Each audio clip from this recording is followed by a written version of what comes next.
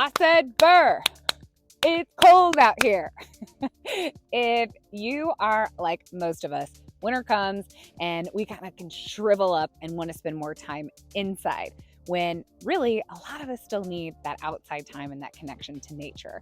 So, I want to check in and talk a little bit about some ways that you can possibly enjoy that time more and help get your booty out the door to get outside even when it's cold. I want to talk about some like mental and emotional experiences you might have spending time outside in winter. Might be different than the warmer weather seasons. I want to talk about like in the actual like experience of nature itself, the sounds, the sights, the smells, and then really a little bit more of like physically how we might experience cold in our bodies. So those are the things I want to come in and check with you about because depending on where you live, winter can be a really long time and there's no reason you can't enjoy that time outside still.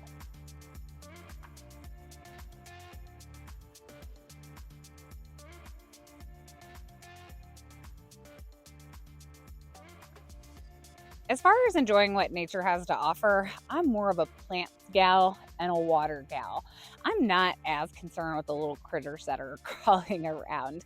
But I will say, in winter, we get to kind of experience the things that are happening in the woods a little bit differently. So I see birds that I probably don't get to see during the warm weather season. Maybe they've migrated here or they've stayed behind and or they're small. I saw some cute little guys the other day and things that we just don't normally get to see because the leaves are gone where I'm at in my four season climate. I think that there's a misconception that winter is constantly like everything's brown and dead. That's not true. All these plants will come alive again in the spring. And there's almost always some gorgeous green moss growing in the deciduous forest that I hang out in for the most part. Usually some little weeds that kind of hang on. And there's a lot of green where I'm at in a four-season climate in Missouri that will hang on till like the end of November. And then there's stuff that will come back as early as like the beginning of March. So yeah, there's like 4 months where there's not as much green stuff, but there's really like not a huge time where there's not something to look at in the woods. There's also some cool berries to look out for. It's fun to see what bark does on trees. Some trees shed bark. Some of the trees behind me here are like white towards the top, and that is so they can stay hibernated over the winter. They reflect the light so that they don't get warmed up. So there is cool stuff happening. My creek behind me here, sometimes it'll be clear. Sometimes I can see the leaves in the bottom. Sometimes I can see different rocks. The water's levels change. So there is always something to look at. A couple years ago, I found a really cool like fox skull in the woods. So in my opinion, yes, we can get caught up. Everything's brown. Brown's a boring color. But there is still lots to see, lots to look at, lots to experience, and you just might have to look a little bit harder for it. Another thing that comes up with me about spending time in nature in the winter is a lot of us, maybe like after the holidays, want to get these healthy routines going for us, but a lot of us don't necessarily want to make time for the gym or trying to find ways to work things into our schedule. So you can put on a pair of walking shoes, get out in your neighborhood, get out on your lunch break, find a way to not make excuses for not getting going on feeling better or getting in touch with your body or getting an exercise program going. Winter can be a long time depending on where you live, what your climate is, and there is no reason that you should deprive yourself of that time outside. So I'm coming to you from my husband's family farm. This is really pretty creek that runs through it. We've recently had some rain, so it's a little bit mucky, and it would be hard to enjoy this if you're miserable. And most of the time, if we're really cold, we're miserable. So it might sound obvious, but I want to talk a little bit about gear. So typically, when I'm outside, I always have something on my head in winter. Keeping your ears covered is the number one thing. So I kind of like these things that are like a gaiter, but they're stretchy. I can usually like wear my hairdo out still at the end of the day if I use one of these. What's nice is like if you get hot, you can kind of shove it down over your neck. It's got multiple uses. Sometimes if I'm wearing a hat, I'll wear this around my neck just to protect my neck from the wind. So if we're kind of starting like top going down, keeping something over your ears, love a hat. Make sure it pulls over the ears. I've also chosen one that has double layers so that like there's some really cute crocheted ones that like I see vendors with my farmer's market have, or like a local gal who makes them, or whatever. You just like a crochet hat.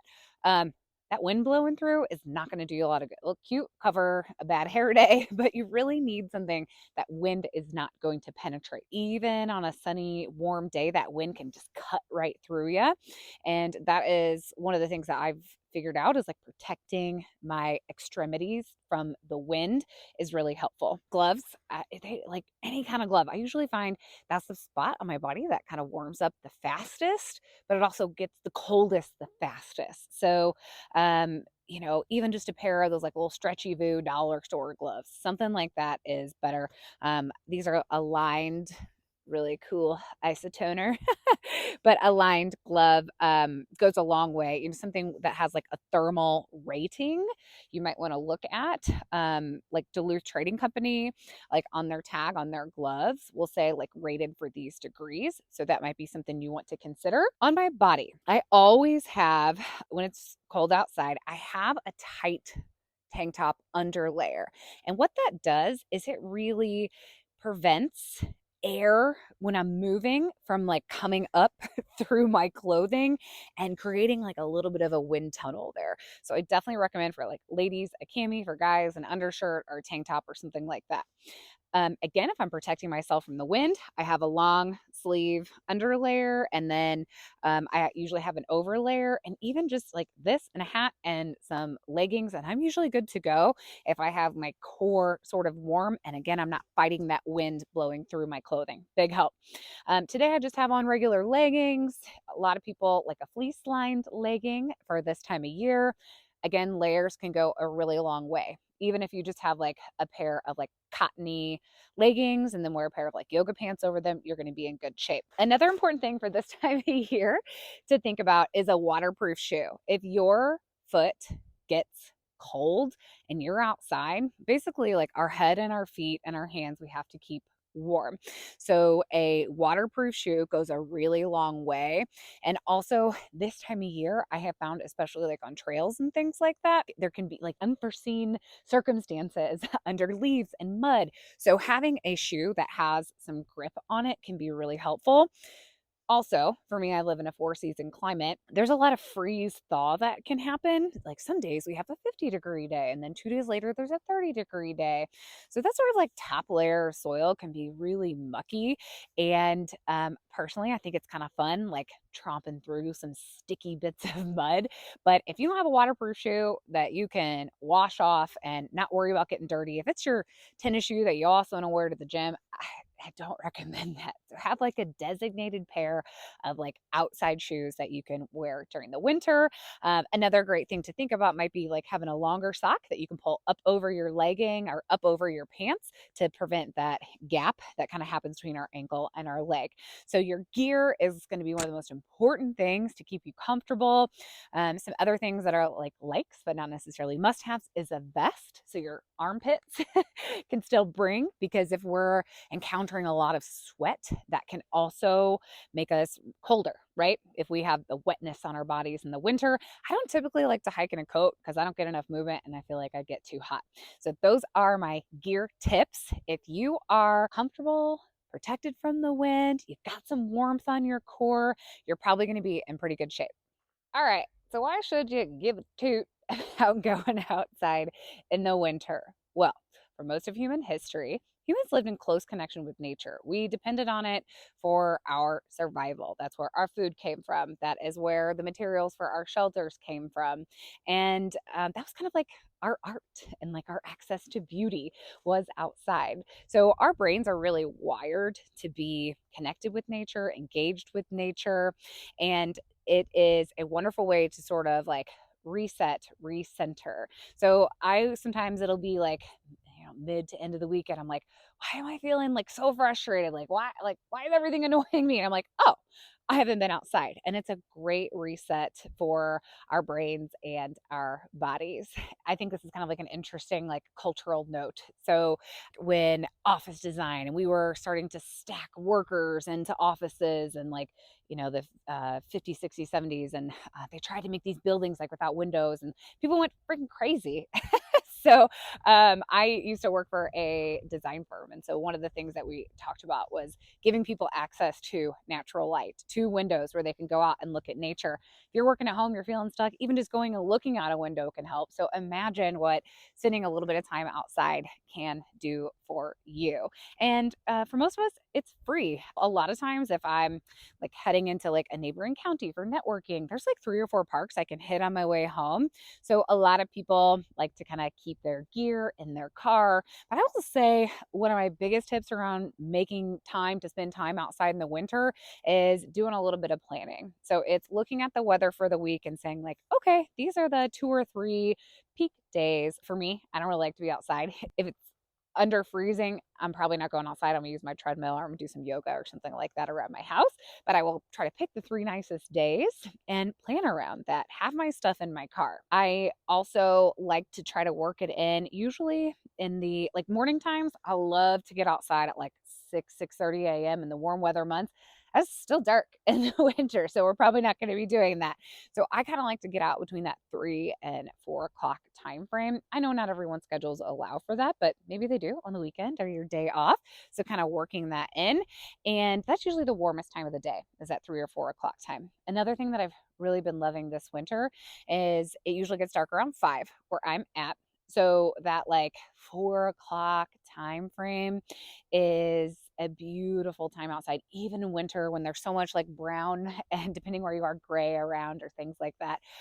There's usually some color in the sky and it helps cheer me up and helps make me feel a little bit better. So ultimately, you're going to spend time out in the winter. It's going to take just a little bit of planning on your part, but you're probably going to feel better after you do it. We live in a culture where we are constantly on the move. We are in our heads, we are on our phones, and we are not in touch and in tune with our bodies. One of the things that I like about going out in the cooler time of the year is I feel different parts of my body. I can feel the coolness on my legs. I can feel some tingling in my fingertips. And to me, we can experience different sensations in our body, which is really a great way for us to sort of like maybe check in and see if we need something or see if something hurts. And most of us don't take the time to do that.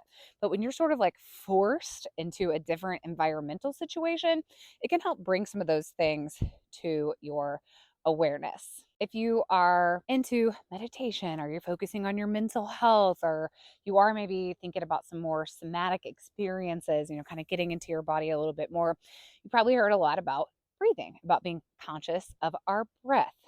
I love the feeling of some deep breaths, breathing in that cold air. It is a different sensation to me, I feel like, that I get in my lungs. And it really just like lets you know you're alive when you're breathing in some pretty darn cold air.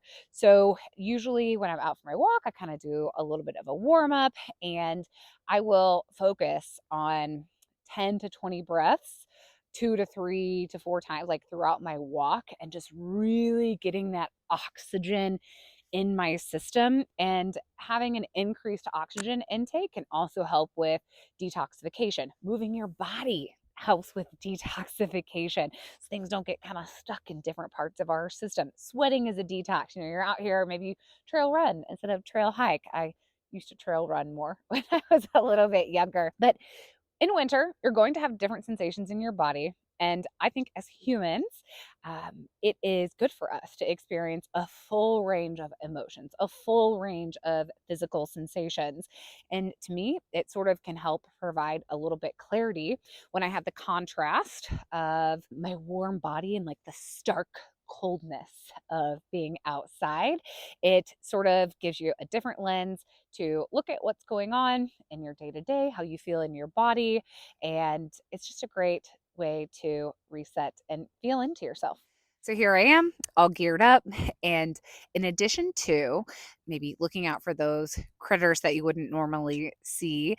Deer are one of the fun things, in addition to like those birds and those squirrels and things like that. And paying attention for greenery, for things that are still alive. You also can experience sound differently in the woods in the winter. So I feel like the wind sounds different going through the trees.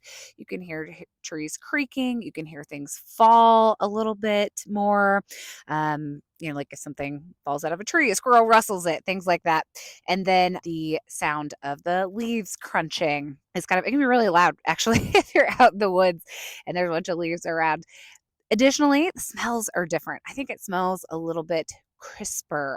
There aren't as many smells, but I do like the smell of decaying leaves. And when like mud becomes exposed, maybe a deer or something comes across it, you can smell the minerals and smell the mud a little bit more. So you really can have a full sensory experience when you're in the woods, and maybe tuning in and looking for some of those things can kind of help distract you from the cold. A couple years ago, I found like a fun winter scavenger hunt. I'm sure you can find one like on Google or something like that. But just to kind of challenge you to look for different sights and sounds in the winter, and it might help make it a more immersive experience for you. I hope I provided you with some tips to get a little bit more from being outside in the winter so you might actually want to go outside. So gear up, wear the right gear, pick a good time of day where there's probably going to be a little bit of warmth. Look around you, see what you can find and discover, and use it as an opportunity to tune into your brain and your body. I don't really have to convince you of this. You already know it. It feels good when we're outside. We just have to maybe get over that little bit of hump of that chill in the air. But if you live in a 4-season climate like me, maybe you live in a bit of cooler climate, winter can be long. So don't deprive yourself of that time outside.